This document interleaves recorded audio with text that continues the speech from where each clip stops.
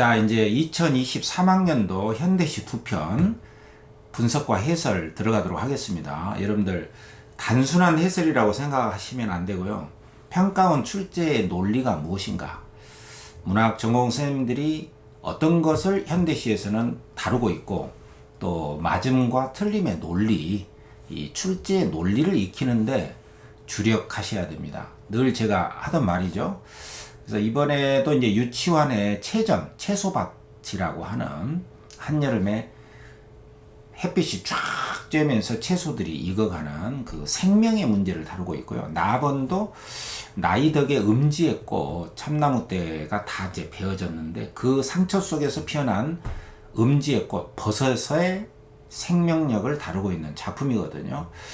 그러니까 현대시는 1교시에서 항상 다루는 게 시옷으로 시작되는 주제가 있다. 그게 뭡니까? 그게 바로 생명, 성찰, 사랑이란 말이에요. 이 시옷으로 시작되는 이 주제를 꼭 생각을 하셔야 됩니다. 다시 한번 뭐라고요? 생명, 성찰, 사랑이다. 1교시니까 뭐 비관, 물론 이제 슬픔을 다룬 시도 있겠죠? 그러나 두 편 전체가 슬픔과 비관, 절망, 죽음, 자살 막 이런 거를 다루질 않아요. 문제도 안 풀리는데 막 작품 전체가 그런 절망의식으로 범벅이 된 작품을 읽다가 수험생들이 불현듯 모르겠다, 그래 뛰어내리자. 그래서 막 그 이상한 막 그 자살 충동이 일어나게 한다거나 그런 작품을 출제할 수는 없잖아요. 교육용으로 출제가 된 것이고, 문학의 본질적인 것보다는 이런 문학이라고 하는 글을 통해서 이 정보를 읽어내는 그 능력을 측정하는 문제다. 이 점을 꼭 잊으면 안 되고요. 이런 주제들. 그리고 이번에는 이제 그 두 편의 현대시만 딸랑 나왔잖아요.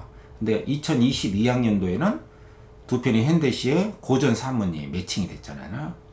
그래서 이러한 그 융합형의 그 양상들을 얼마든지 가능성을 생각하시면서 현대시 두 편의 고전 산문이 나올 수도 있고 이런 가능성이 있으니까 이걸 염두에 두고 꼭 공부를 하시되, 주제는 다시 한번 생명, 성찰, 사랑이라는 주제를 꼭 염두에 둬야 된다. 이 점을 꼭 감안하시고요.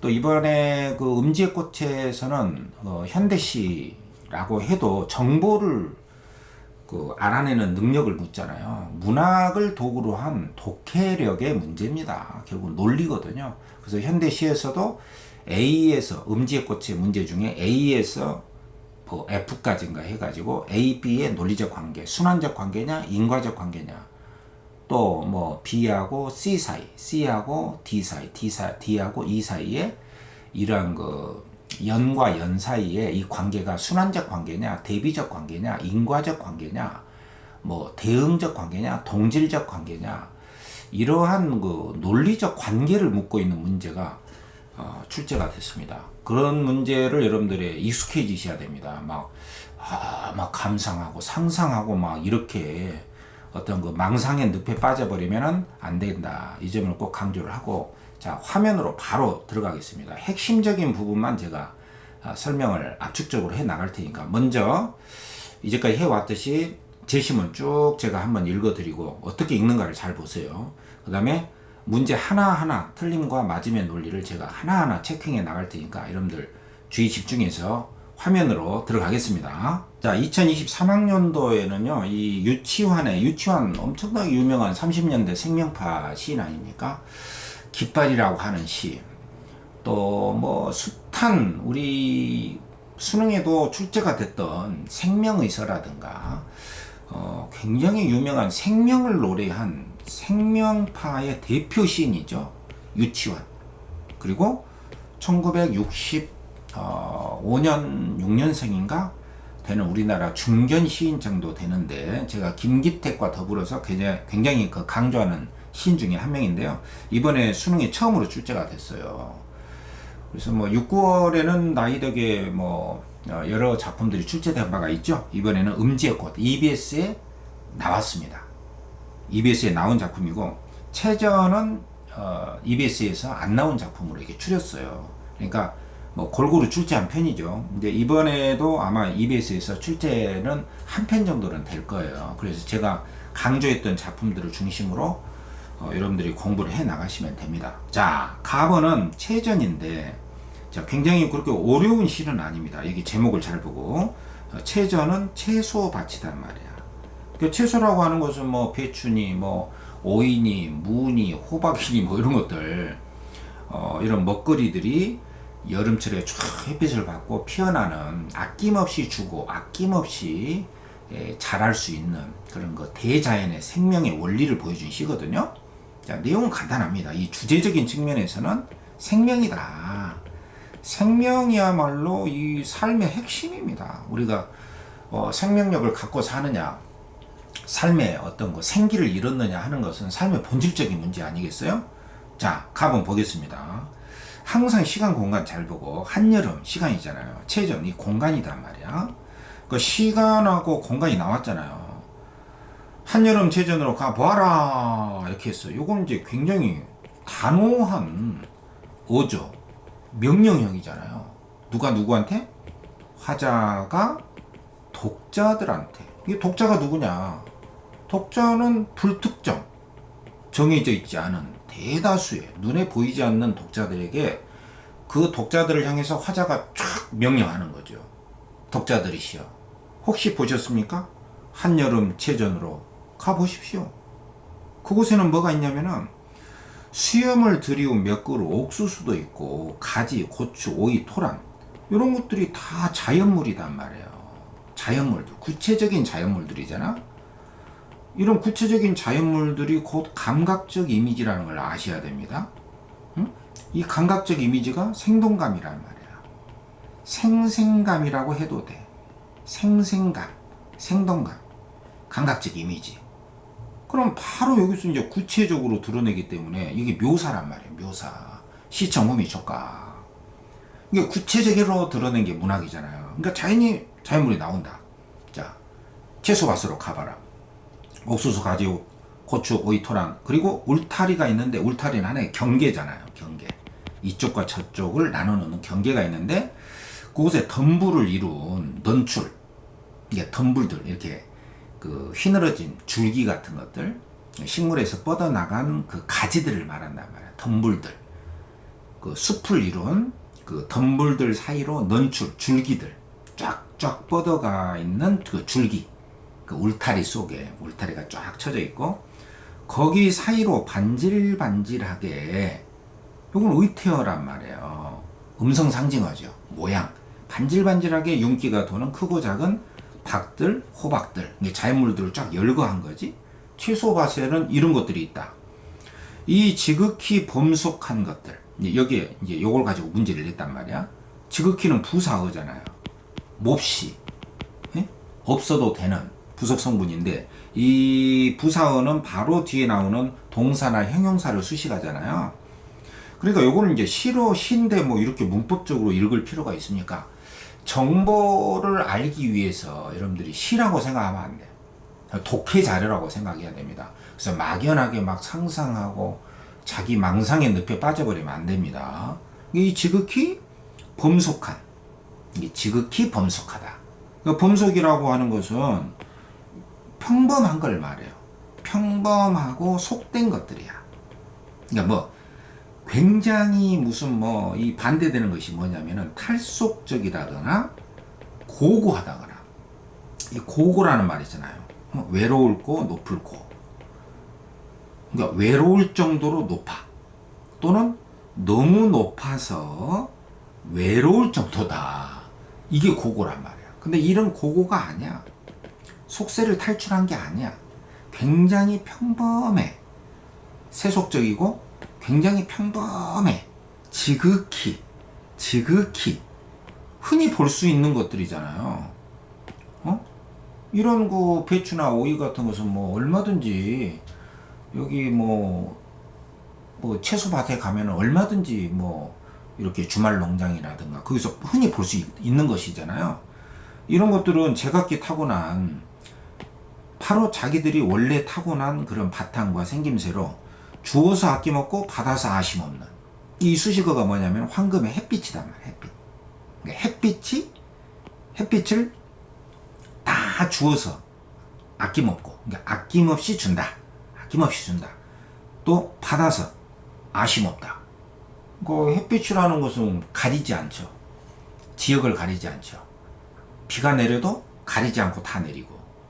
그 햇빛이라는 것은 아낌없이 주고 또 아낌없이 주기 때문에 아쉬움 없이 받죠. 아낌없이 주고 아쉬울 것 없이 충분히 받아. 이 황금의 햇빛을 그 속에 일심으로 한 마음으로 다른 생각이 없죠.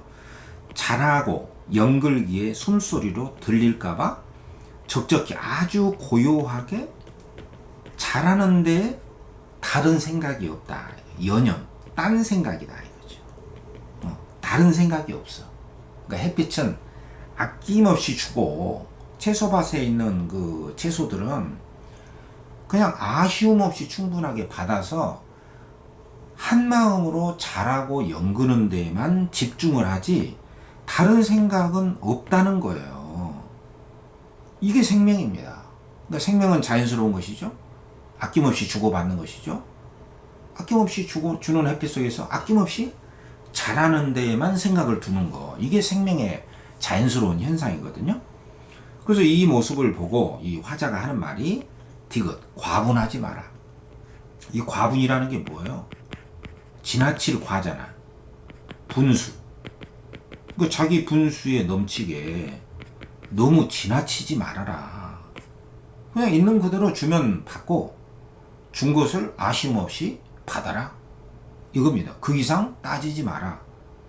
뭐 분수에 넘치지 마라. 이게 명령형으로 이 화자의 의도를 독자들한테 전달하는 거예요. 저 생명들을 봐라. 다른 생각 없잖아. 아낌없이 햇빛이 주면 아낌없이 받아서 자라고 연글 뿐이다. 또 의욕하지 마라. 의심하지 마라. 주어진 대로를 정성껏 충만시킴으로써 스스로 만족할 줄을 알아라. 오직 여기에 목숨의 유열이라는 것은 기쁨을 말해. 기쁨. 이게 한자인데 기쁠 열자. 그리고 천지와의 조화에 있나니. 그러니까 자연과의 조화. 햇빛을 아낌없이 주면은 아쉬움 없이 받아가지고 자라고 연그는 데에만 몰두하는 거. 이게 바로 자연의 섭리고 이게 바로 생명이다. 이게 바로 생명이라는 거예요. 그죠? 그리고 이제 이연에서는 또 반복하죠. 한여름 제전으로 가보아라. 이게 이제 동일한 통사 구조의 반복이 나와 있어. 이 반복은 리듬감을 준다는 거 무조건 알죠. 시험에 나오는 작품들은 무조건 뭐가 있다? 반복이 있다. 단어가 됐건 단어 이상 두 개의 단어를 구라고 하거든. 그리고 주어 소수를 갖춘 거. 이런 문장이죠. 문장이 통사거든. sentence or syntax. 근데 이게 이 반복이라는 게 완전히 똑같을 수도 있고 유사할 수도 있단 말이야. 그래서 동일한 동사 구조의 반복, 이 문장 구조의 반복의 경우에는 동일한 동사 구조의 반복, 유사한 동사 구조의 반복이 있으니까 요거는 이제 완독이잖아. 완독. 이게 이 위에 있잖아. 한여름 제전으로 가보아라 이렇게 시작했고 이연에도 한여름 제전으로 가보아라 동일한 동사 구조의 반복이잖아요. 나비가 신방 오고 신방은 이제 방문이야. 마치 사람처럼 썼잖아. 의인화했습니다. 인격을 부여했잖아. 풍뎅이가 찾아오고 잠자리가 왔다 가고 바람결에 스쳐가고 그늘도 지나가고 비도 내리고 햇볕이 다시 나고 이 같은 많은 손님들이 그러니까 이러한 손님들이라는 게 이게 게스트인데 이 손님들이라는 게 뭐야? 찾아오는 것들 있잖아. 이 채소밭에 찾아오는 것들. 이게 나비, 풍뎅이, 잠자리, 그늘, 비 이런 것들을 다 손님들이라고 의인화했단 말이야. 이게 의인화. 이 대상의 사람 아닌데 사람처럼 인격을 부여했잖아요. 여기에 이게 손님들이야. 이 채소밭에 다 찾아오는 애들이 있어. 나비, 풍뎅이, 그늘, 비 이런 애들. 이런 애들의 국진한 축복과 은혜 속에 이 지극히 또 반복되죠. 이 지극히 평범한 것들 속에 가장 위대한 것은 평범 속에 있다. 이런 말이 있잖아요. 이 지극히 범속한 것들에 가장 흔하게 볼 수 있는 평범한 것들 속에 지극히 충족하니 빛나는 생명의 양상을, 생명이라는 말이 나오잖아요. 이 생명이라는 말은 관념이에요. 추상적인 겁니다. 자유, 평화, 생명 이런 건 추상적인 것이잖아. 근데 이 생명이 앞에 수식어 빛난다. 빛난다라고 하는 것은 시각이야. 감각이죠? 감각은 구체적인 거잖아. 그러니까 이 관념을 구체화한 거예요. 관념의 구체화. 이 말 이해됩니까? 이 생명을 빛난다 했으니까 관념의 구체화죠. 빛나는 생명의 모습들을, 이제 양상은 모습이거든. 그 모습들을 한여름 체전으로 와서 봐라 이렇게. 근데 요 문장을 또 반복을 했는데 여기서는 와서 보아라, 가서 보아라가 아니라 와서 보아라 했으니까 이것은 이제 동일한 통사구조가 아니라 유사한 통사구조죠. 유사한 통사구조의 반복. 그러니까 이것을 뭐라고 하냐면은 통사구조의 반복과 변주라고 하는 거예요. 반복과 변주. 이 말을 꼭 알아야 됩니다. 반복은 베리에이션. 반복은 똑같이. 변주는 베리에이션. 약간의 변화를 준다.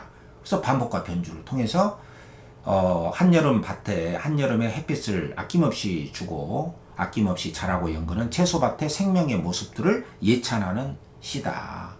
자, 이게 유치원의 체전이란 말이에요. 체전. 그러니까 요걸 가지고 이제 얼마든지 문제를 낼 수가 있잖아요. 그래서 이렇게 읽는 겁니다. 이렇게 하나하나씩 읽으면서 대상이 뭐냐? 대상 나오죠? 자연물. 좋게 보냐? 나쁘게 보냐? 그리고 화자가 하고 싶은 말이 뭐냐? 생명을 봐라. 과분하지 마라. 그렇게 살아야 된다. 생명은 저렇게 살아야 된다. 평범한 것들 속에 그러한 생명의 모습이 있다. 다른 게 아니다. 이게 유치원의 체전이에요. 자, 이제 납은 나이득의 음지의 꽃입니다. 여러분들 1년부터 너무 흥분하지 말고 찬찬히 이렇게 보셔야 됩니다. 항상 대상을 먼저 찾으세요. 대상이 없는 시는 없잖아. 이 대상을 물이라고 하는데 이 물에는 자연물과 인공물이 있고 그 외에도 인물이라는 게 있어요. 인물, 사람. 뭐 여승이랄지 사람이잖아요.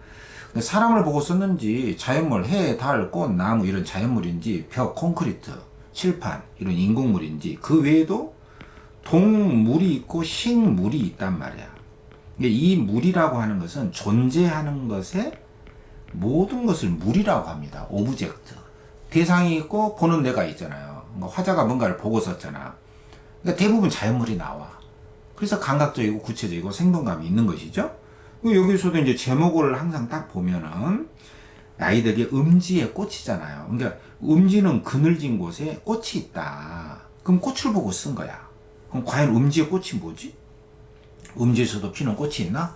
이런 좀 호기심을 가지고 이제 1년부터 딱 본다. 자, 우리는 했으니까 이게 화자란 말이야. 화자.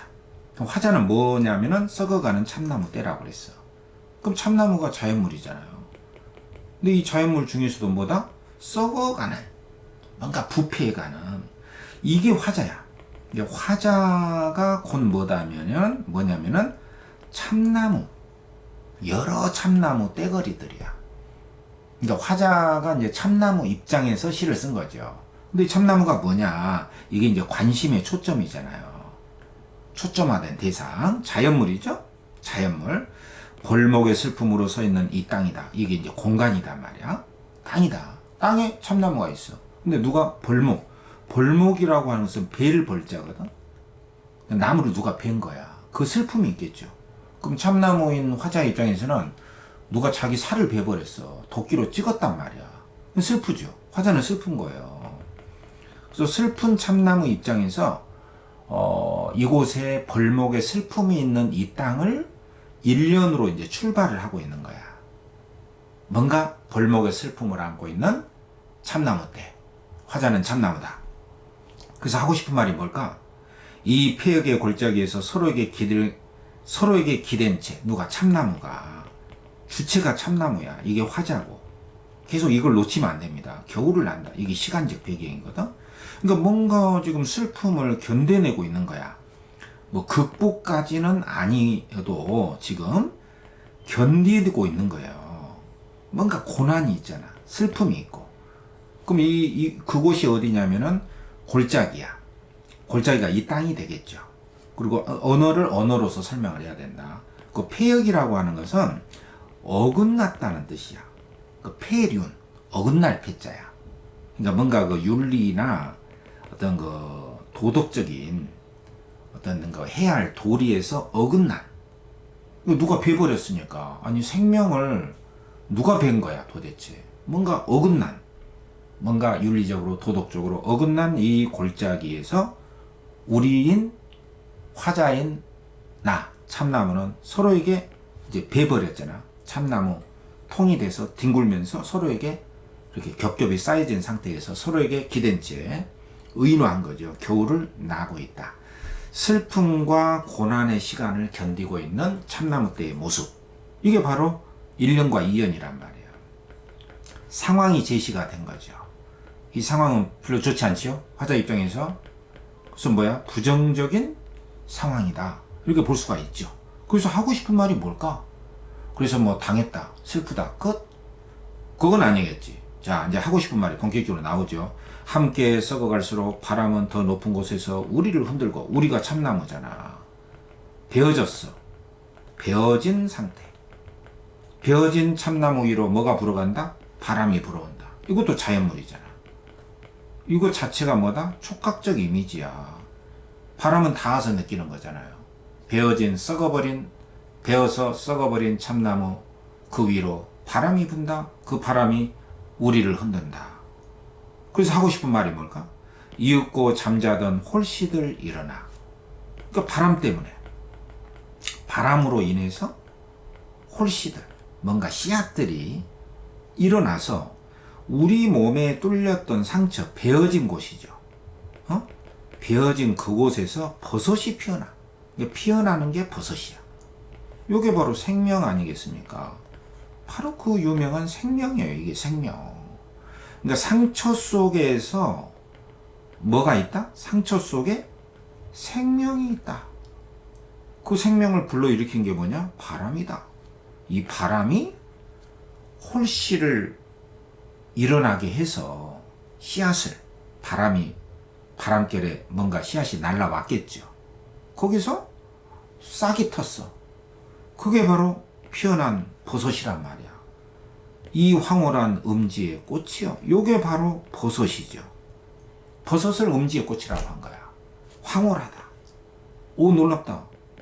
이 고통 속에서 꽃이 피어난 거예요. 이 바람은 긍정적인 것이죠. 홀씨를 불러일으킨. 바람이 아니었더라면 홀씨가 일어나지 못했잖아요. 이 바람은 생명력의 계기가 된다. 그래서 버섯이 피어난 거야. 썩어버린 참나무 그 상처 속에 바람에 의해서 홀씨가 생명의 버섯을 피어나게 했잖아. 이게 이제 이 시의 핵심이거든. 핵심. 그래서 우리는 참나무 때잖아. 서서히 썩어가죠? 그렇지만 너는 이게 버섯이단 말이야. 버섯을 의인화한 거예요. 그죠? 바로 너는 소나기처럼 우두둑 피어나. 그 고통을, 참나무의 고통을 순간에 멈추게 한다. 오, 버섯이요. 그러니까 피어나는 것은 바로 버섯이고, 그 피어나는 것을 비유한 게 소나기니까, 소나기는 곧 버섯을 말하는 것이죠. 그래서 버섯을 예찬하는 거야. 상처 속에, 고통 속에 피어난 생명. 바로 이 생명의 상징이 바로 버섯이니까 버섯을 예찬하는 것이죠. 고통 속에 꽃이 있다. 상처 속에 꽃이 있다. 그 꽃을 봐라. 참나무는 우리가 볼 때 우리의 몸에서 피어난 생명이 있다. 그 생명의 꽃이 바로 이 버섯이라는 거예요. 그 상처와 베어진 곳에서 참나무 그 베어진 상처 속에서 피어난 그 생명의 꽃이 바로 이 버섯이다. 그 버섯을 예찬한 시란 말이에요. 그러니까 여기까지 해서요. 이 시에서 정보만으로 치자면은 이 정보가 다 완결된 상태에서 여기서 끝난 거예요. 여기서 시가 끝난 겁니다. 일단은. 근데 이 시라는 것이 뭐 정보 전달, 어떤 객관적인 정보, 인포메이션만 전달하고 다 끝나는 게 아니잖아요. 그렇지만 일단은 정보만으로 치자면은 이 버섯에 대한 생명력의 예찬이다. 이렇게 끝난 거란 말이에요. 여기까지. 그러나 그 이하에 이제 완결적인 어떤 미적인 구조물로서 이제 시를 마무리 지어야 되거든요. 그래서 이 바로 밑에서 다시 이제 이 버섯을 예찬하면서 참나무가 베어진 그 상처 속에서 피어난 놀라운 생명체로서의 버섯이다. 딱 해놓고 마지막으로 이제 산비탈에 구르는 낙엽으로도 골짜기를 떠도는 바람으로도 무슨 말을 하려고 하는 거야. 이런 것으로도 덮을 길 없는 우리의 몸을, 이 우리라는 게 누구야? 나가 포함된 참나무 떼들이잖아. 그것도 뭐다? 베어져 버린, 말하자면은 벌목, 벨벌, 무참하게 인간의 그 욕망에 의해서 인간들이 뭔가 뭐 집을 만든다거나 뭐 기둥의 목재로 쓴다거나 뭐 팔아먹기 위해서 뭐 돈이 필요했겠죠? 그 욕망의 희생물이 된 우리의 몸을 어느 누구도 덮어줄 수가 없어. 말하자면은 위로할 수가 없다는 거죠. 어느 누구도 우리의 상처를 위로하거나 위안을 줄 수가 없어. 뭐가? 이 낙엽이나 바람 같은 것으로는 우리를 위로할 수가 없잖아요. 그 우리의 몸을 뿌리 없는 너의 도끼로, 너가 버섯이잖아요. 버섯, 너의 그 진한 도끼로 우리를 채워주는구나 하고 버섯을 예찬하는 것이죠. 결국에는 이 시는 버섯에 대한 예찬의 시거든요. 우리와 같은 베어져 버린 상처투성이의 몸에서 태어난 너는 우리의 상처를 덮어주고 우리를 위로해주고 우리의 생명을 또 다른 차원에서 연결시키고 확장시켜주는 참나무가 죽은 것이 아니다. 죽음 이후에 또 다른 생명체가 있으니 그게 뭐다? 버섯이라는 거예요. 그래서 이 그늘진 음지에서 피어난 이 꽃이라고 하는 이 버섯의 놀라운 생명력을 예찬한 시란 말이에요. 그러니까 여기까지 해서 이제 나이덕의 음지의 꽃이 다 끝난 거예요. 이 정도만 읽어줘도 우리는 이제 문제 다 풀 수 있잖아요. 가번에 유치원의 채소밭에 채소들의 햇빛을 아낌없이 받고 쉼없이 받아서 아낌없이 준 햇빛을 쉼없이 받아서 그 생명력을 왕성하게 꽃피우고 또 익어가는 데에 한 생각으로만 몰두해서 다른 생각이 없어요. 그 자연과 조화를 이루면서 생명력을 뻗어나가는 그 채소밭의 그 채소들의 왕성한 생명력, 그것을 봐라. 그래서 너무 과분하지 말고 분에 넘치지 말고 자만하지 말고 의심하지 말고 자연과 조화를 이루면서 제 스스로 타고난 생명력을 펼칠 뿐이다. 그것이 바로 우리 삶의 의무이자 우리 삶이 나가야 될 방향이다. 이렇게 쫙 독자들한테 말을 하고 있잖아요. 과분하지 말라. 의혹하지 말라. 우리에게 주어진 생명력이 있지 않는가. 바로 저 채소밭에 채소처럼 살아라. 이런 메시지를 준 것이고, 무슨 말이겠죠? 생명력을 예찬하는 거고, 나번은 참나무 떼가 베어서 썩어지지만 그 상처 속에서 피어난 놀라운 버섯의 음지의 꽃이라고 하는 버섯의 생명력을 예찬하면서 죽은 게 아니다. 죽은 생명체에도, 죽은 참나무에도 놀라울 만한 생명체가 있음을, 그 버섯의 생명력을 예찬하는 시란 말이에요. 그러니까 뭔가 생명에 대한 공통점이 있잖아요. 물론 차이점도 있어. 나번에는 인간의 욕망, 그런 거, 폭력, 공격, 이런 거, 폐역의 골짜기라고 하는 부정적 현실이 전제가 돼 있는 것이죠. 그러니까 이제 가번하고 나번은 이렇게 생명이라고 하는 이 공통 부분이 있잖아요. 이 부분을 가지고 낸 게 31번 문제란 말이에요. 다른 점이 있지만 공통점도 있다.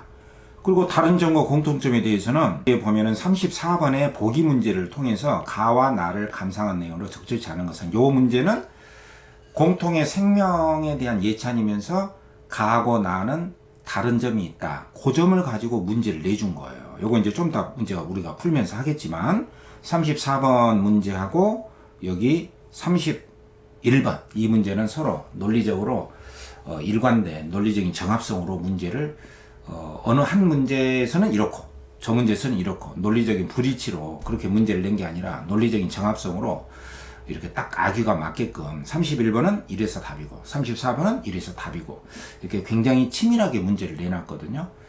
문학을 전공한 선생님들이 가지고 있는 그 논리력을 그대로 잘 발휘해서 쓴 문제거든. 자, 31번은 이제 공통점으로 문제를 냈잖아요. 가나의 공통점으로 가장 적절한 것은 뭐냐. 그러니까 차이점도 있지만 가나는 다 생명 예찬입니다. 채소밭의 놀라운 생명력. 그 다음에 나버는 우리가 계속 이야기해 왔잖아요. 참나무, 죽어가는 참나무, 그 상처 속에 피어난 버섯의 생명력 예찬이란 말이야.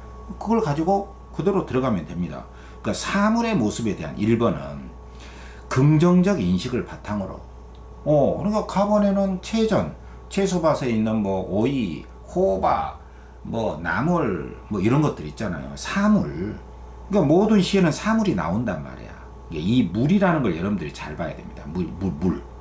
물리할 때 이 존재하는 것의 모든 것을 물이라고 그래.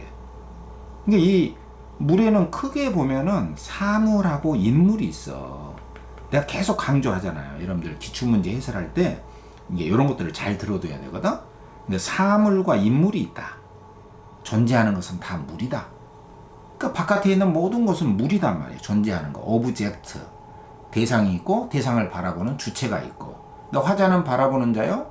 대상은 물이란 말이에요. 근데 이 물에는 사물이 있고 인물이 있고 사물에는 다시 자연물이 있고 조그맣게 쓸게요. 자연물이 있고 인공물이 있단 말이에요. 자연물은 뭐 해, 달, 나무, 꽃, 새 이런 것들이야. 인공을 가하지 않은. 인공물은 이제 뭐 이런 벽, 칠판, 이런 펜슬, 컴퓨터 이렇게 인간이 만든 인공물이야. 그리고 인물이라고 하는 것은 뭐 여성, 사람이단 말이야. 사람.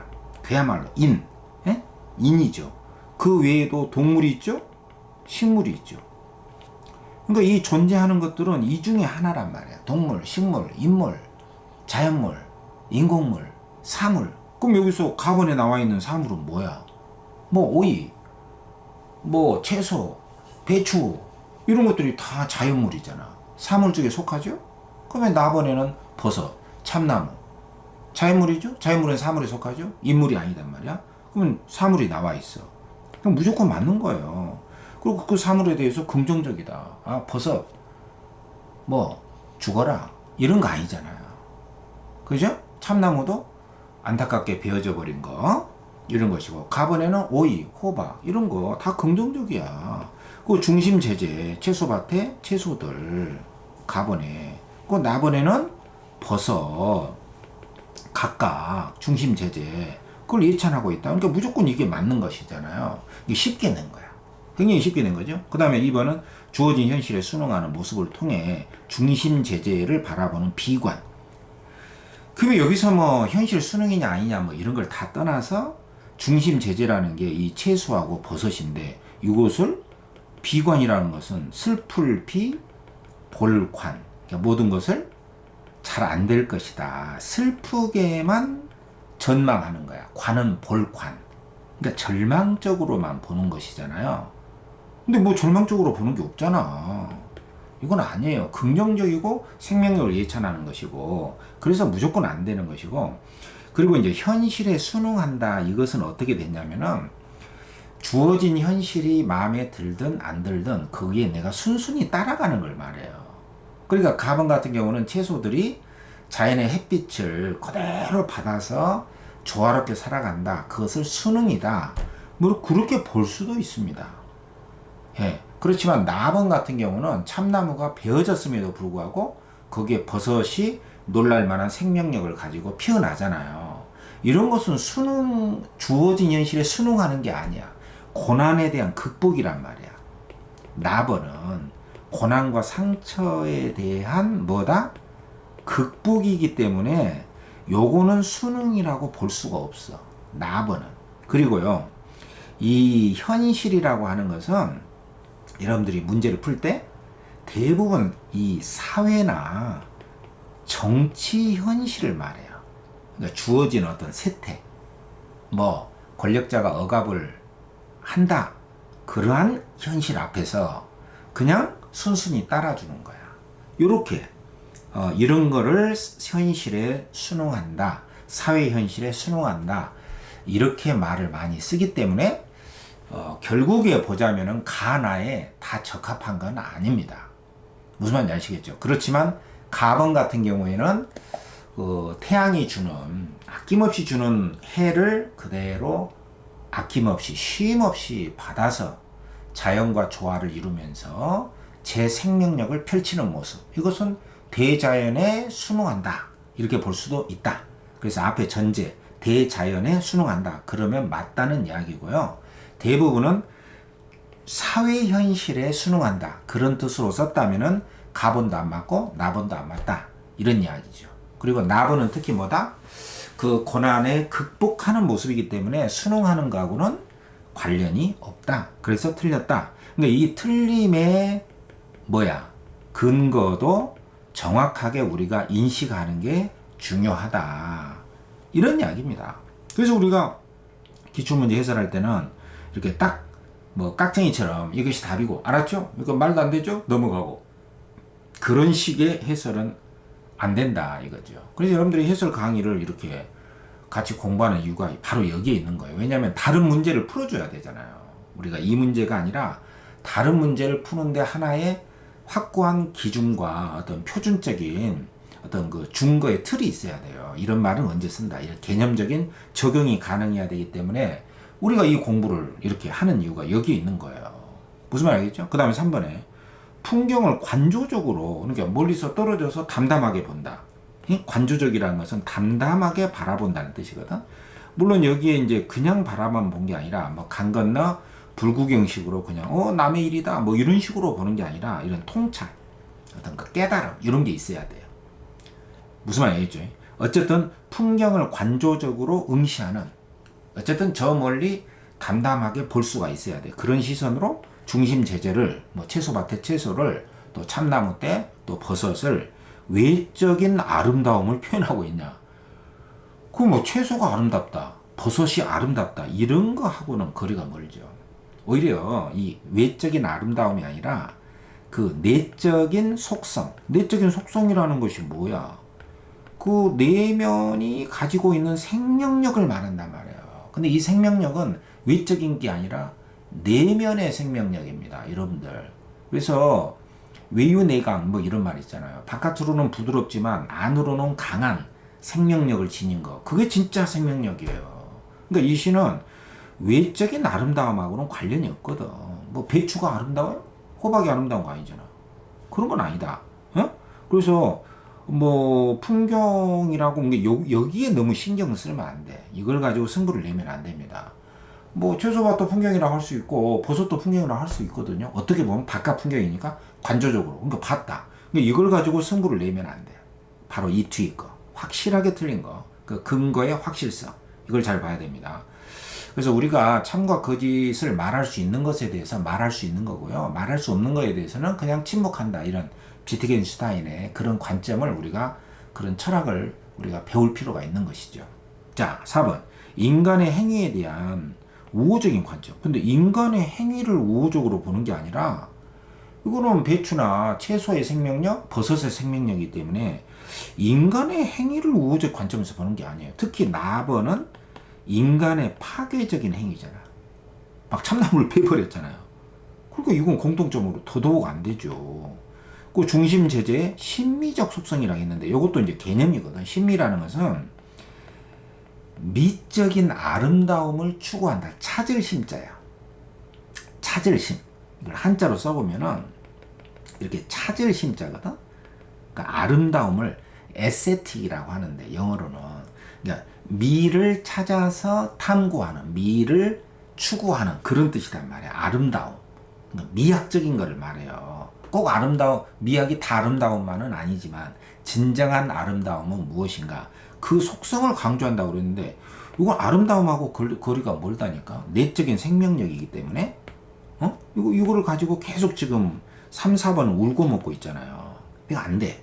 그 다음에 5번에 장소가 나오는데 부정적 인식이다. 이건 나번에는 돼요. 나번에는. 왜냐면은 폐역의 골짜기. 말하자면은 돌이 어긋나게 참나무를 배버렸단 말이야. 인간의 욕망으로. 그리고 요거는 나번에는 돼요.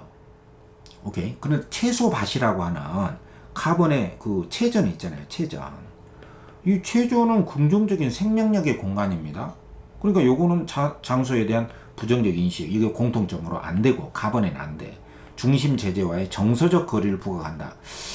아, 이게 좀 지저분해졌는데, 이거 이제 잘 보고 있죠, 여러분들. 이 정서적 거리라고 하는 것은요, 그 싫다는 뜻이에요, 여러분들. 더 쉽게 이야기하면 정서적으로 거리를 두고 싶다, 싫다. 근데 여러분 생각해 보세요. 중심 제재, 채소를 싫다고 했어요?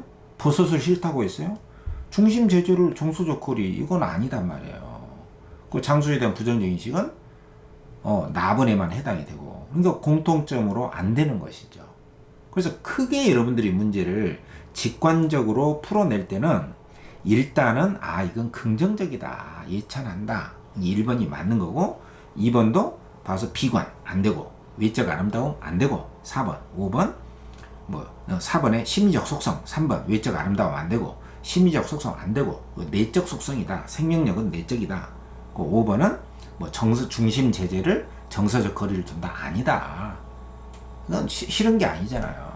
그래서 이 거리는 관찰적 거리가 있고 정서적 거리가 있거든. 그러니까 관찰적 거리를 두고 본다는 것은 저기에 새가 있다, 저기에 배추가 있다, 저기에 버섯이 있다. 그걸 관찰적 거리라고 하고 거리를 두고 본다. 그 정서적 거리는 싫다는 뜻이야. 자, 무슨 말인지 알겠죠? 자, 여기에도 상당히 중요한 개념어들이 녹아 있습니다. 제 해설 잘 듣고 거기에 체크를 잘 해놓으세요. 자, 32번에 시적 기능의 설명에 대한 적절치 않은 것은 이렇게 나왔단 말이야. 그러면 기능은 역할이란 말이야.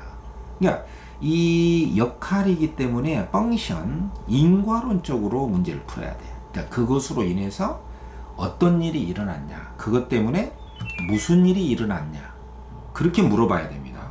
무슨 말인지 알죠? 자, 그러면 기억을 반복 변주다. 그럼 반복하면서도 약간 바꿨어. 자, 기억이 뭐냐면은 아까 우리 봤잖아. 여기 나왔잖아. 가보아라. 체전으로 한여름 가보아라. 그리고 이게 이연에도 가보아라 이렇게 나왔단 말이야. 그죠? 그런가 하면은 마지막 줄에는 한여름 체전으로 가보아라가 아니라 와서 보아라. 그럼 앞에 1년의 첫 줄, 2년의 첫 줄은 동일한 통사구조 반복. 2년의 마지막 줄은 유사한 통사구조의 반복. 유사하다는 것은 똑같지 않다. 그러니까 변주다. 그러니까 반복과 변주. 맞고. 근데 반복과 변주를 통해서 효과가 뭐야? 효과. 기능은 효과입니다. 효과, 역할, 이펙트야. 그럼 반복하고 변주함으로써 체전에서 겪을 수 있는 그 경험, 소중하다. 생명력을 발견했잖아요. 그것을 느끼게 하려면 누구에게? 독자들에게 와서 봐라. 생명력이란 게 이렇게 대단한 것이다. 평범한 것 같지만 그 속에 놀라운 생명력이 있다. 그것을 느끼게 하려는 화자의 의도를 드러내고 있다 했으니까 맞는 것이죠. 그 다음에 니은을 수식어로 반복을 해서, 그럼 반복했는가를 봐야 돼. 반복했을 거야 아마. 반복 안 해서 틀렸다, 그렇게는 안 내요. 그래서 범속한 것들로부터 충족한 느낌을 받는 화자의 정서, 요건 맞죠. 이 말만 들어도. 그러니까 이 지극히 너무나 지극히, 여기 지극히에다 밑줄 그었을 거야 아마. 니은 보면은, 니은에 보면은 여기 있잖아. 이 지극히 여기다 밑줄 그었잖아. 여러분들 여기 보세요. 보이죠? 이 지극히에다 밑줄 그었잖아. 이게 부사어라고 그랬잖아. 그럼 바로 뒤에 나오는 동사나 형사를 수식했으니까 지극히 범속한, 이렇게 수식을 했잖아. 그러면 평범한 것인데 그것도 지극히 평범해. 그럼 지극히 평범한 것이 여기에만 있는 게 아니라 또 나오거든? 또 나와요. 여기 보면은 이 밑에 나오잖아. 여기. 지극히 범속한. 이 마지막 년의 밑에서 둘째 줄에도 또 나오잖아. 그러면 지극히 범속한에서 지극히라는 부사어를 반복한 것은 뭐냐면은 그만큼 너무나 평범한. 그래서 결국 말하고자 하는 건 뭐냐? 그만큼 평범한 것들이지만 이 평범한 것들 속에서 뭐요? 아낌없이 태양의 햇빛을 받고 쉼없이 받아서 놀랄 정도로 익어가고 연걸어가는 채소를 봐라. 그 조화롭게 익어가는 채소의 생명력을 강조하기 위한 것이잖아요. 거기서 굉장히 충족하고 이 평범한 것들이 지극히 평범한 것들이 마음껏 만족스럽게 족하게 주어진 그대로 살아가면서 그대로 충족한 느낌을 받아가는 그 느낌을 받는 그 화자의 정서. 그래서 독자들에게 과분하지 말고 있는 생명력을 다 누렸으면 좋겠다. 그런 의도를 드러내려고 이렇게 쓴 거란 말이에요. 그러니까 1번하고도 맞는 것이죠. 2번도 1번하고 연결시켜서 맞다. 무슨 말 이해됩니까? 맞고, 그 다음에 3번에 디귿에서 부정명령어를 사용해가지고, 저 디귿에서 부정명령어를 하는 게 이거거든? 이거 과분하지 말라 이거단 말이야. 저 햇빛을 봐라. 저 생명체들을 봐라. 주어서 아낌없이 받고 아쉬움 없이 받아가지고 제 생명을 다 누리고 있다. 그래서 너무 분해, 자기 분수에 너무 지나치지 마라. 너무 의심하지 말고 있는 그대로 생명을 즐겨라. 했으니까 뭐뭐 하지 마라. 이런 부정명령어를 통해서 주어진 대로 만족할 줄을 알아야 한다는 화자의 인식. 그건 맞죠. 그 다음에 니을에서 사물을 인격화해가지고, 그러면 니을에서 이 사물을 인격화했는지 이걸 확인해야 되는데, 이 니을이 바로 이 많은 손님이란 말이야. 아까 우리 봤잖아. 이 많은 손님. 이게 좀 지저분해졌는데, 이 많은 손님, 이 디귿, 니을 보이죠? 이 많은 손님이 뭐야? 이 채소밭에 오고 있는 많은 게스트들, 이 나비 있죠, 풍뎅이 있죠, 잠자리 있죠, 그늘 있죠, 비가 있죠. 그럼 얘네들이 다 채소밭에 와서 방문해서 결국 뭐가 나왔지? 극진한 축복과 은혜 속에서 살아가게 하잖아. 생명이 익어가니까. 이 지극한 범수한 것들의 생명력. 그리고 결국에 많은 손님들이다. 이렇게 사람처럼 인격화했죠? 그래서 극진한 축복, 은혜를 드러냈잖아요. 뭐 대비될 리가 없잖아. 그러니까 대응이냐, 대비냐. 요게 이제 답의 관건이야. 대응은 코레스판드 일치고, 대비라고 하는 건 차이점이란 말이야. 차이나 대조, 콘트라스트. 완전 반대나 차이점. 이거는 대비가 나올 자리가 아니잖아. 사물을 인격화해서 그만큼 축복과 은혜 속에 생명력을 발휘된 것이기 때문에 대비가 아니란 말이야. 대비가 아니에요. 그냥 생명력이지. 화자의 시선이다. 이게 틀려서 이게 틀렸다. 이게 답이네요. 그죠? 그 미음에서 관념을 시각화해서 목숨의 유혈과 천재와 화합이 이루어진 대상에 대한 채소밭의 채소들이죠. 채소들에 대해서 중심제재, 채소들에 대해서 화자의 생각을 표현했다. 그럼 관념을 요 뒤에는 맞는 것이니까 관념을 시각화했냐? 그것만 보면 되겠네요. 그렇죠? 미음에 보면은 아까도 내가 설명했죠. 이 빛나는 생명의 양상. 그럼 생명이라는 게 관념이거든. 관념이고 추상이죠. 자유, 평화, 사랑. 이런 건 관념이에요. 눈에 볼 수도 없고 만질 수도 없고. 근데 이 관념을 빛난다 그랬어. 그러니까 관념을 시각화한 거죠. 관념을 구체화한 거죠. 관념을 구체화해서 바로 빛나는 생명의 모습들을 굉장히 구체적으로 생동감 있게 표현한 거죠. 그래서 빛나는 생명들, 그것은 생명 있는 것들의 목숨이란 건 생명이거든요. 그 기쁨, 유혈은 기쁨이잖아. 기쁨, 천재와의 조화죠. 그런 이루어진 대상에 대한 화자의 생각. 좋다. 생명력에 대한 긍정적인 생각을 표현하고 있다. 그래서 맞는 것이다. 굉장히 좋은 문제고, 난이도가 높지는 않아요.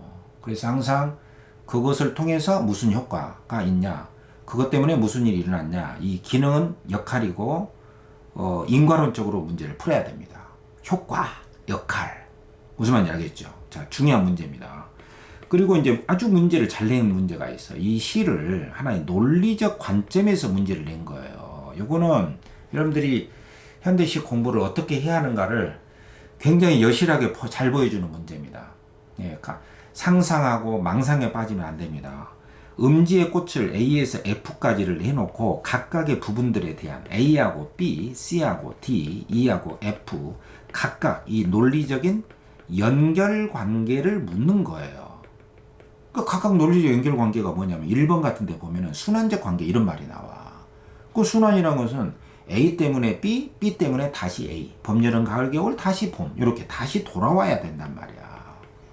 그래서 이 관계가 순환적 관계인지 2번처럼 보면은 순차적 관계인지 그러니까 A 다음에 B 이렇게 바로 그 다음에 순차적으로 이루어지는 그런 관계인지 그걸 물은 것이고 3번은 대립적 관계냐 반대단 말이야. 이건 대비적 관계냐 대응이 아니야. 그 다음에 4번은 인과적 관계야. A로 인해 B단 말이야. A로 인해 B, A로 인해 B. 이게 인이고 이게 과야. 그런 관계인지. 5번에 동질적 관계인지. 동질적 관계라는 것은 대등하다. 유사하다. 대등하다. 그 동일한 속성이다. 동일성이란 말이에요. 동일성. 그죠? 그럼 대립은 차이성이고, 순차적은 시간 순서고, 인과는 A로 인해 B, 인과적 관계고, 오케이? 그리고 순환적 관계는 다시 돌아가는 관계야. 그러면 시를 어떻게 냈죠? 논리적인 관점에서 출제를 한 대표적인 문제예요. 중요한 문제입니다. 그래서 수능의 현대시라는 것이 어떤 출제 경향을 보이고 있는가 평가온다운 문제입니다. 좋은 문제예요. 자, A부터 이제 B의 관계를 한번 보자고. 자, 이게 선지 1번이거든? 그러면 1번에서, 그러면 A하고 B를 봐봐. A를 보면 우리는 썩어가는 참나무 때 벌목의 슬픔으로 서 있다. 그럼 우리는 이제 배져가지고 슬프게 서 있다. 이렇게 했잖아. 그리고 B는 뭐냐면은 함께 썩어갈수록 바람은 우리를 흔들어. 네. 함께 썩어갈수록 바람은 우리를 흔들어. 그러니까 이 관계는 무슨 관계야? 그러니까 우리가 썩어가는 참나무 때야. 베어졌어. 그 다음에 바람이 불어왔다. 우리를 막 흔들어. 이런 관계단 말이야. 그러니까 베어지고 나서 뒹굴러져 있는데 바람이 불어온다. 그러니까 엄밀하게 따지자면은 이런 것은 거의 그냥 순차적인 관계란 말이야. 베어진 다음에 A, B, 바람이 불어왔다. 순차적 관계지 순환적 관계가 아닙니다. 순환적 관계가 되려면 베어지고 나서 바람이 불고 다시 바람이 불고 다시 베어지고 이렇게 돌아가야 돼. 이게 만약에 맞으려면 A하고 B가 무슨 말인지 알겠죠? 이렇게 돌아가야 된단 말이야. 그거는 아니다. 2번은 자 시의 논리적 관계에서 2번은 어떻게 이 선지를 구성했냐면요. B에서 참나무의 상태의 변화를 가져온 움직임이 있는데 자 B에서 뭔가 변화가 있다. 참나무에 움직임이 있다. 이것인데 C에서 버섯이 피어나는 상황과 순차적 관계를 형성한다. 그러니까 이 B에서 C로 갈 때 이게 순차적으로 그러니까 B에서 C로 B가 일어나고 그 다음에 C가 일어나고 순차적으로 선후 관계로 순차적으로 일어났다 이런 이야기예요. 그럼 그게 맞는가만 보면 돼요. B에서 참나무의 변화가 일어났고 그 다음에 C에서 그 다음에 이런 일이 일어났는가를 확인하면 되겠죠. 자, B에서 어떤 일이 일어났냐면은 여기 나왔잖아.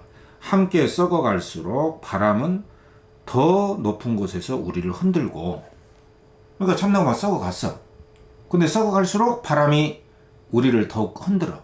썩어가는 우리들을 썩어간 이후에 바람이 우리를 흔들었다. 그 다음에 생긴 일이 뭐예요? 그 다음에 생긴 일이 바로 C잖아요. 요게 C잖아. 이윽고 그 바람에 의해서 홀씨들이 일어났고 그 다음에 우리 몸에 뚫렸던 상처마다 버섯이 피어난다. 황홀한 음지의 꽃이 했단 말이에요. 그러니까 이 B하고 C의 관계는 B가 일어나고 나서 C가 일어났다. 이것은 순차적으로 선후. 이게 먼저고 이게 후다. 이게 순차적 관계라는 것이에요. 그러니까 맞잖아요. 참나무가 썩었잖아. 그 다음에 썩어갈수록 바람이 불었어. 그 다음에 그 바람에 의해서 홀씨들이 일어났고 그 홀씨들, 씨앗들 속에서 움이 터가지고 거기서 버섯이 피어났고 그 버섯이 황홀한 음지의 꽃이라는 거예요. 그러니까 이것은 선후 관계로 순차적으로 일어났다 해도 되고 인과적으로 일어났다 해도 돼. 왜냐면은 B로 인해서 C가 일어났으니까 바람에 의해서 홀씨가 일어났고 홀씨에 의해서 버섯이 생겼으니까. 그러니까 선후관계라고 해도 되고 인과관계라고 해도 된다는 거예요.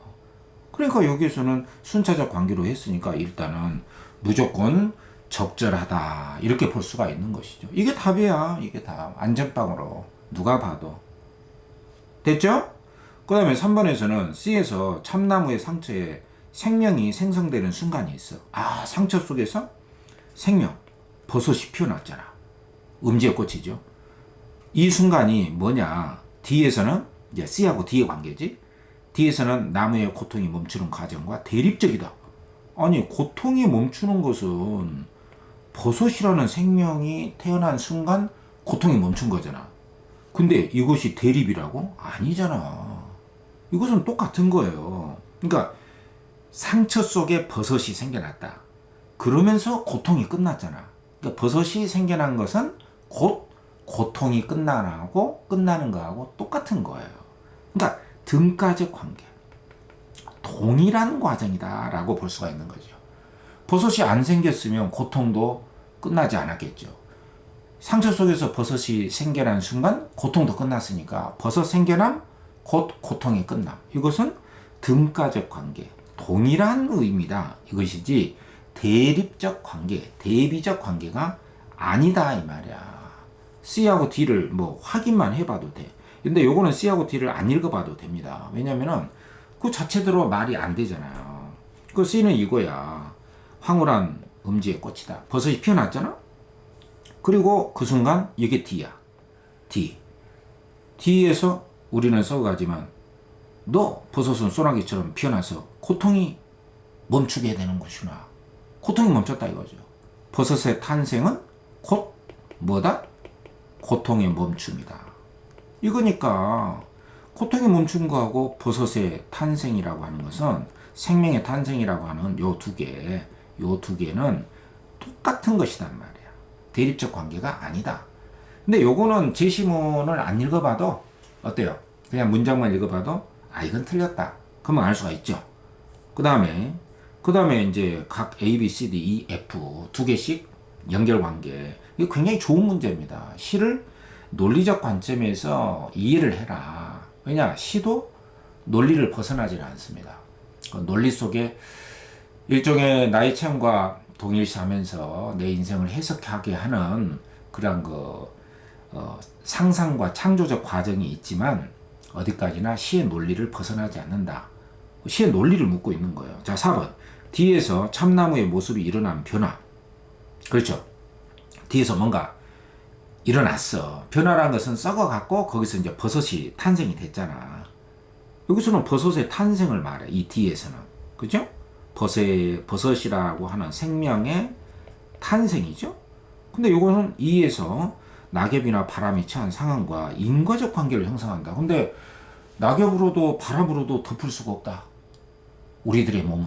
그랬는데 이 낙엽과 바람이 처한 상황하고 무슨 인과관계가 있을까? 없거든요. 자, 한번 보자고. D가 뭐냐면은 D가 바로 이것이잖아요. 우리는 썩어가지만 너는 버섯은 피어나서 고통을 멈추겠다. 버섯의 탄생이다. 이거고 E는 요거잖아요. 요거 E는 바로 산비탈에 구르는 낙엽으로도 골짜기를 떠도는 바람으로도. 이건 뭐예요? 바로 밑에 덮을 길 없다. 우리의 몸을. 그러니까 우리의 썩어가는 참나무의 몸을 낙엽과 바람으로는 덮을 수도 없고 위로도 안 되고 위안도 안 돼.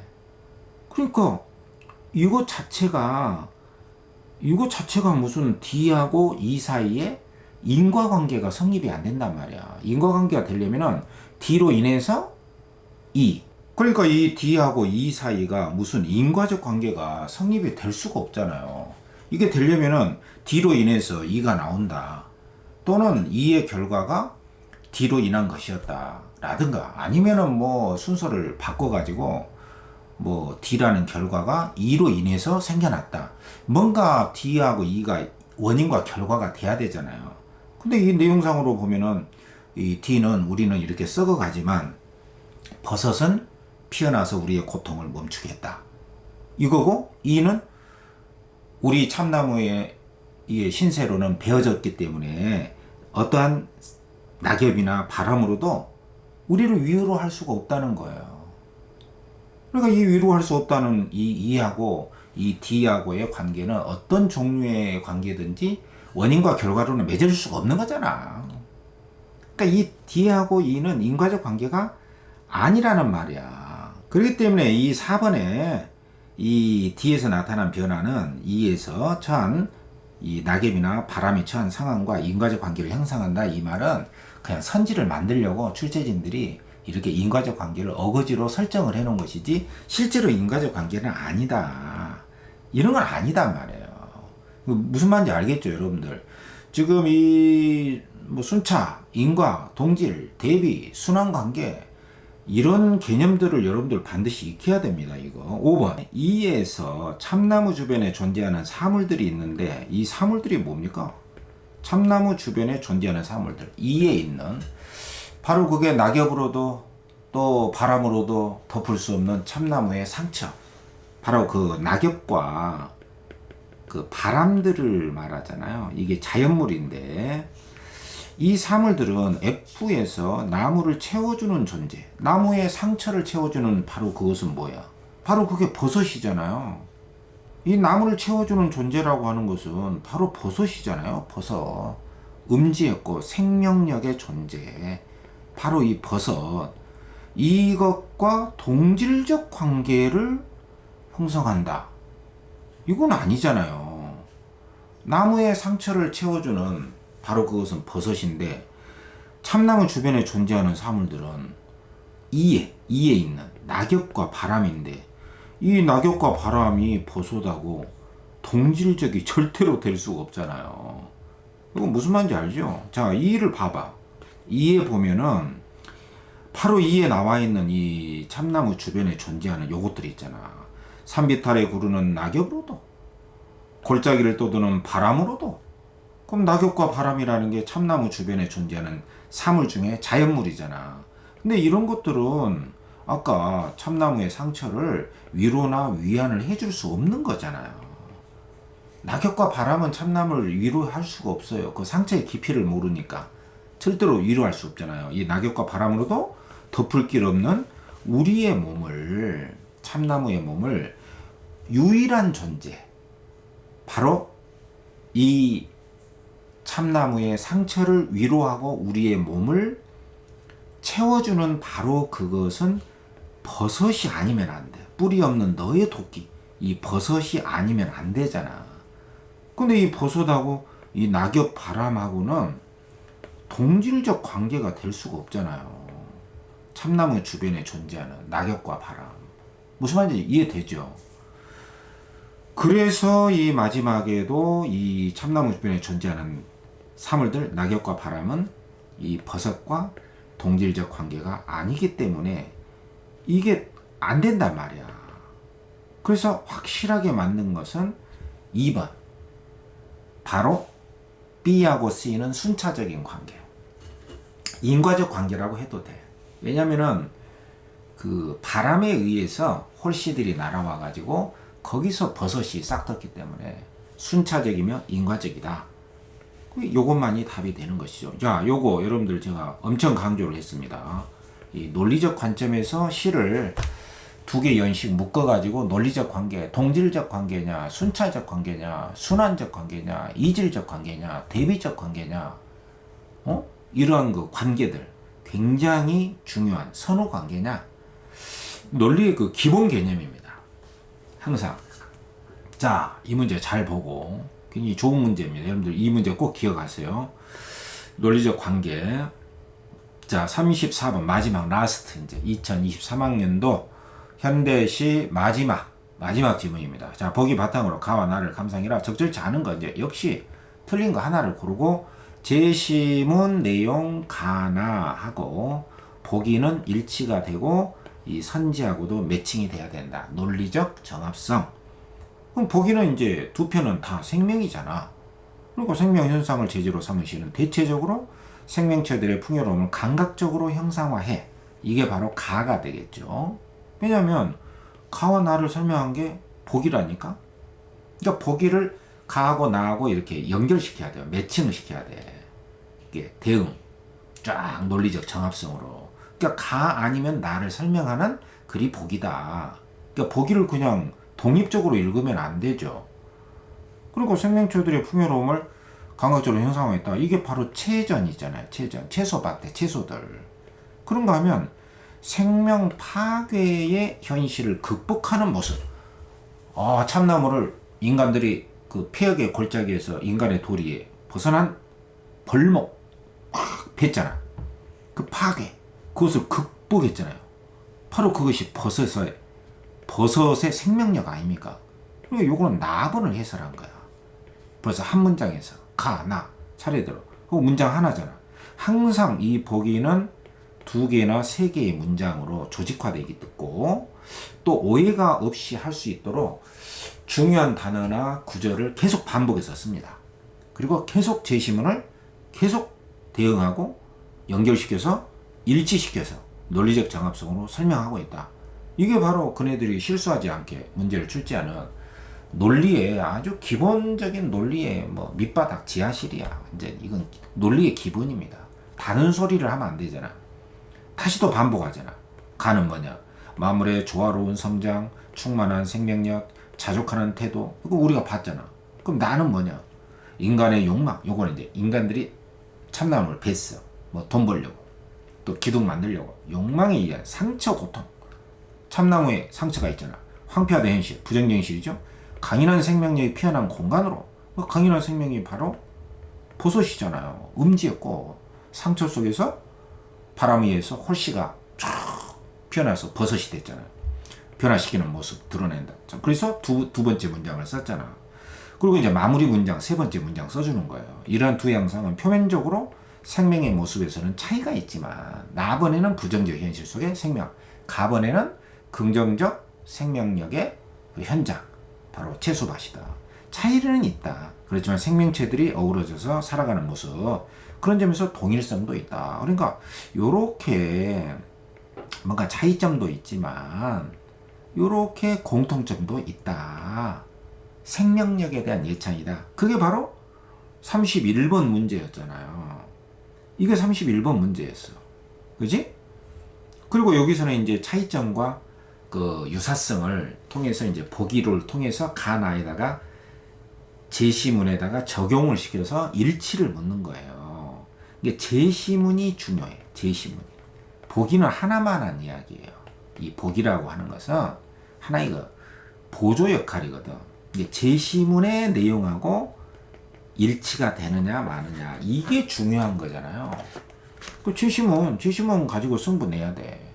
보기는 제시문을 설명한 거니까.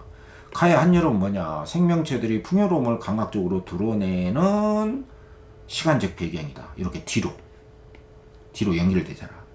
맞죠? 그 다음에 나의 겨울이라고 하는 것은 참나무가 베어진 그 시간대잖아. 겨울을 이겨내고 있다. 서로를 기대가면서 베어진 참나무들이 그랬거든. 생명 파괴 현실을 이겨내는 시간적 배경으로 설정되어 있다. 당연히 맞고, 이 나번에 겨울이라는 것은 이렇게 나왔었잖아요. 여기에 보면은 서로에게 기댄 채 겨울을 난다. 이 겨울은 베어진 참나무들이 서로 기대어서 이 폐역의 골짜기에서 겨울을 나고 있는 이 견딤과 고난의 시간이란 말이야. 이게 내가 써놨잖아요. 오케이? 그러니까 이건 맞다. 그 다음에 이번에 울타리라고 하는 것은 이제 덩굴들이 넌출져서 막 줄기들이 뻗어가고 그게 하나의 울타리가 됐거든. 그러니까 하나의 경계 표시가 되는 거죠. 울타리가. 채소도 있고, 예, 이쪽엔 채소가 있고 이제 울타리가 있겠지. 그럼 만물이 함께 살아가는 공간을 드러내는 경계 표시가 됩니다. 이 울타리가. 그리고 나의 골짜기라고 하는 것은 이 폐역의 골짜기야. 폐역의 골짜기. 그러니까 이 골짜기는 어떤 골짜기냐? 항상 소녀, 소녀 하면은 어떤 소녀냐? 이 수식어가 중요하단 말이야. 뭐 도를 아십니까? 그럼 무슨 도냐 이거죠. 무슨 도냐? 어떤 소녀냐? 이게 중요한 거잖아요. 수식어. 그러니까 폐역의 인간의 도리에 어긋난 욕망을 위해서라면 잘라버리는, 바로 인간의 욕망이 투영된 장소다. 바로 인간들이 막 이상한 짓을 해요. 참나무를 베어버린 그런 욕망이 투영된 장소다 했으니까 맞잖아요. 그 다음에 넌출, 줄기가 쫙 이렇게 막 뻗어 있어. 이런 것들은 어우러진 생명체들. 이 채소밭에는 다 생명체의 현장이잖아. 배추, 오이, 호박. 그런 현실의 삶의 자족이나 뭐 여기 충족이나 다 똑같은 말이에요. 자족하게 되는 그런 공간이고, 이게 논출, 줄기가 쭉 뻗어져 나가는 것은 그 자체로도 생명력이 뻗어 나가는 거야. 그걸 보고 이제 화자가 충족감을 느끼고 분수에 너무 과하지 말고 그대로 자족하고 자기 분수에 만족해라. 그런 것을 갖게 되는 계기다 했으니까 맞잖아요. 그 다음에 홀씨는 뭐냐? 홀씨는 바람에 의해서 싹을 틔우고 거기에서 버섯이 나오게 됐잖아. 그러니까 홀씨라고 하는 것은 거기에 바람에 의해서 홀씨가 싹을 틔우게 되는 계기. 그래서 버섯이 생겨나게 된 계기인데 공존하는 생명체들이 흩어지게 되는 계기다. 근데 이 홀씨가 생명체들을 흩어버리는 것이 아니에요. 이 인과적 관계에서 홀씨 때문에, 홀씨로 인해서 생명체들이 흩어지는 게 아니고, 여기 보면은 바로 이 바람에 의해서 나왔잖아. 여기 인과적 관계. 이 바람은 높은 곳에서 우리를 흔들고, 참나무가 베어졌잖아. 바람이 우리를 흔들어 썩어갈수록. 그리고 이 바람에 의해서 잠자던 홀씨들이 일어나서 바람이 불어오고, 잠자던 하나의 그 홀씨들이 거기에 뭔가 있었는데 그 홀씨들이 바람에 의해서 일어나. 그러니까 이게 인이고 이게 과가 되는 것이죠. 그래서 뭐가 됐다? 우리 몸에 뚫렸던 상처마다 버섯이 피어나잖아요. 그러니까 홀씨들은 공존하는 생명체들을 흩어버리는 게 아니라 그 홀씨들이 일어나서 버섯이 되는 거예요. 공존하던 생명체를 흩어버리는 게 아니라 이 홀씨들이 버섯으로 피어난다.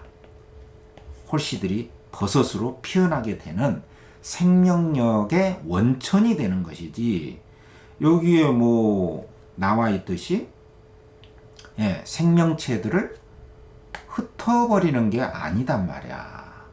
그래서 논출은 생명체들이 현실의 삶에 자족하게 되는 계기다. 요거는 괜찮다고 볼 수가 있지만 이 홀씨는 생명체를 흩어버리는 계기다. 요거는 안 된단 말이에요. 그래서 요게 틀렸다. 그래서 요게 틀려서 답이 되는 거예요. 그리고 이 논출도 제시문에서 자세히 보면은, 여러분들 이제 기출문제 해설이니까 기본적으로 확실하게 틀린 것을 우리가 답으로 찍을 수밖에 없어요. 시험 현장에서는. 근데 이제 우리 해설에서는 자세히 한번 보면은 이 논출이 여기 나오잖아요. 그럼 울타리는 여기 나오잖아요. 그리고 울타리에는 덤불을 이룬 여러 가지 막 우거진 이 숲풀 같은 덤불 속에 넌출이라는 것은 이렇게 줄기들이 막 뻗어져 있는 것이거든. 그 사이로 반질반질 윤기가 돈다. 요게 생명이잖아요. 크고 작은 밭과 호박들이 있다. 그리고 이것들은 전부 다 뭐다? 아낌없이 햇빛을 주어서 아낌없고 아낌없이 받아가지고 자라고 연결기에 숨소리도 들릴세라 적적하게 아주 고요한 가운데 다른 생각이 하나도 없어요. 그래서 자기 분수에 충실하게 익어가고 연그는 데만 한 몸을 쓰고 있잖아요. 그 충만된 삶을 살아가는 존재이다. 이렇게 나왔거든. 그러니까 논출이라고 하는 것 그 자체는 그 생명의 존재들이 충분히 자기 스스로의 삶을 충만하게 자족하게 살아가게 되는 하나의 계기로서 기능을 한다. 이것은 맞다. 그래서 홀씨가 틀렸다. 이걸 우리가 확인할 수 있는 거고요. 그 다음에 4번에 보면은 그늘은 마무리 성장을 이루어 살아가는 배경으로서의 의미를 함축하고 있다. 그리고 음지는 현실의 고통을 극복하는 장소로서의 의미를 함축하고 있다. 했기 때문에 그늘과 음지는 뭐 서로 비슷한 단어죠. 근데 가번에서 그늘은 찾아오는 손님으로서 의인화했잖아요. 이 채소밭에 그늘도 오고 비도 오고 풍뎅이도 오고 아까 읽었잖아요. 그러니까 얘네들은 이 채소밭에 여러 가지 채소들을 성장하게 해주는 하나의 배경으로서의 기능과 의미가 있고, 여기에 음지라고 하는 것은 상처받은 참나무가 거기서 신음을 하고 있는데 그 바람에 의해서 홀씨가 거기에서 피어난다. 그 버섯이 피어나게 되는 하나의 배경이 됩니다. 근데 그 버섯이라는 것은 바로 그 상처받은 참나무가 있는 곳이잖아요. 그렇기 때문에 이 음지는 바로 고통을 극복하는, 그래서 생명력으로서의 버섯이 탄생하게 되는 장소로서의 의미다라고 우리가 볼 수가 있기 때문에, 이 음지는 바로 상처받은 참나무가 있는 그곳이고, 그곳에서 피어난 꽃이, 음지의 꽃이 버섯이다. 그리고 음지라는 그 공간 자체는 폐역의 골짜기야. 그리고 고통을 극복하는 장소, 버섯이 피어나는 곳이니까.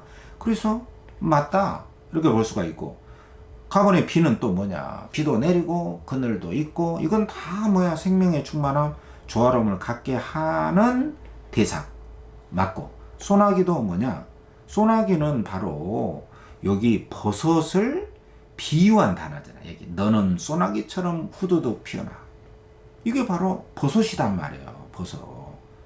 그러니까 버섯을 비유한 단어이기 때문에 폐역의 골짜기라고 하는 이 황폐화된 현실, 폐역의 골짜기, 도리에 어긋난 인간의 욕망으로 인해서 참나무를 베어낸 이 현실의 생명력을 불러일으키는 바로 그 표상이다, 상징이다 이거지. 소나기는 뭐냐, 바로 버섯이기 때문에 이 황폐한 골짜기에서 생명력을 드러내주는 그런 대상으로 표상이 돼 있다. 상징화돼서 드러난 단어다.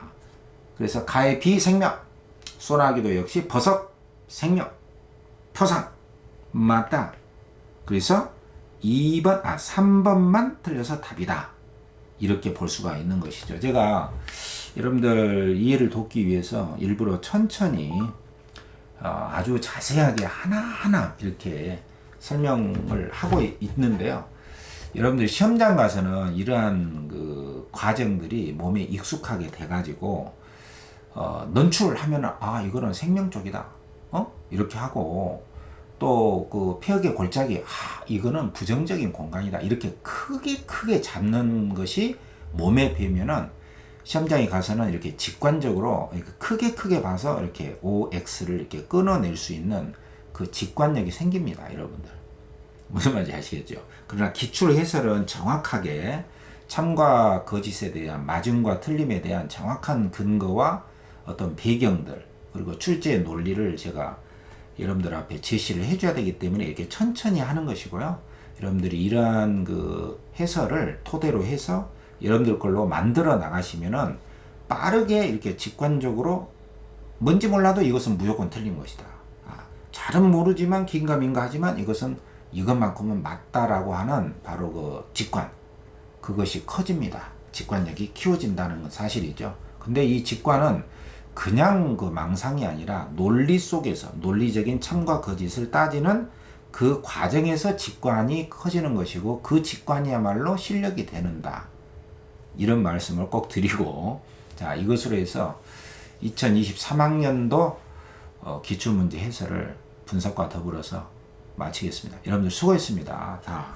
또 다음 기회에 여러분들 함께 공부할 수 있도록 하겠습니다. 자, 마치겠습니다. 그리고 여러분들 조금이라도 공부하다가 질문할 거 있으면은 언제라도 댓글이나 메일로 여러분들 기탄 없이 질문하고, 자기만의 의심과 자기만의 질문을 놓치지 말고 질문하면서 꼭 공부를 하시기 바랍니다. 그게 가장 강하게 기억에 남는 길이기도 하거든요. 자, 수고했습니다.